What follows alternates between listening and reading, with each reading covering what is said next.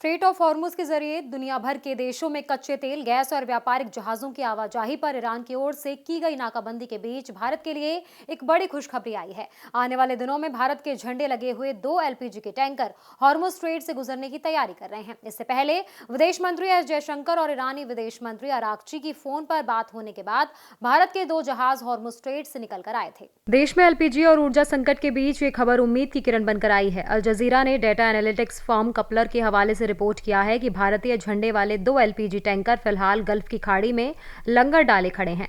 जल्दी इनका मार्ग क्लियर होने की उम्मीद है और ये स्ट्रेट ऑफ हॉर्मुज से होकर सुरक्षित रूप से गुजरेंगे। रिपोर्ट के मुताबिक पिछले 24 घंटे में कोई क्रूड ऑयल टैंकर इस मार्ग से यात्रा नहीं कर सका। ईरान और अमेरिका के बीच बढ़ते तनाव की वजह से स्ट्रेट ऑफ हॉर्मुज में हालात बेहद संवेदनशील बने हुए हैं। ईरान ने साफ कहा है कि वो अपने दुश्मन देशों के जहाजों को किसी भी हालात में इस स्ट्रेट ऑफ हॉर्मुज से नहीं गुजरने देगा।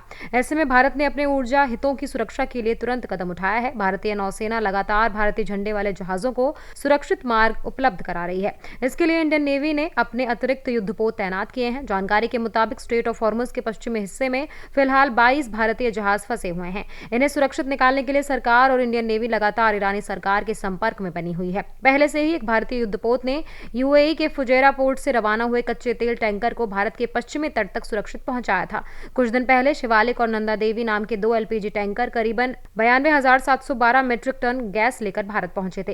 ये जहाज स्ट्रेट ऑफ हॉर्मुज को पार करके देश में एलपीजी की आपूर्ति सुनिश्चित कर चुके हैं। आने वाले दिनों में इसी तरह के 2 और एलपीजी टैंकर भारतीय झंडे के तहत स्ट्रेट ऑफ हॉर्मुज को पार करेंगे। खाड़ी क्षेत्र में खड़े इन टैंकरों की सुरक्षा के लिए इंडियन नेवी ने विशेष सतर्कता बरती है। विदेश मंत्री एस जयशंकर और ईरानी विदेश मंत्री अरागची की हाल ही की फोन बातचीत के बाद भारत के टैंकरों को सुरक्षित मार्ग देने की अनुमति मिली। डेटा एनालिटिक्स फर्म कपलर की रिपोर्ट में बताया गया कि दोनों एलपीजी टैंकर फिलहाल स्ट्रेट ऑफ हॉर्मुज के बीच में ही खड़े हुए हैं और हालात सुधरने का इंतजार कर रहे हैं। स्ट्रेट ऑफ हॉर्मुज दुनिया के सबसे महत्वपूर्ण समुद्री रास्तों में से एक है। ये खाड़ी के देशों को हिंद महासागर से जोड़ता है और वैश्विक तेल आपूर्ति का लगभग 20% इसी मार्ग से होकर गुजरता है। किसी भी बाधा से अंतर्राष्ट्रीय तेल कीमतों और सप्लाई पर बुरा असर पड़ सकता है। अब जैसे ही ये 2 LPG tanker straight of Hormuz से सुरक्षित रूप से गुजरेंगे, देश में गैस की आपूर्ति में राहत महसूस होगी।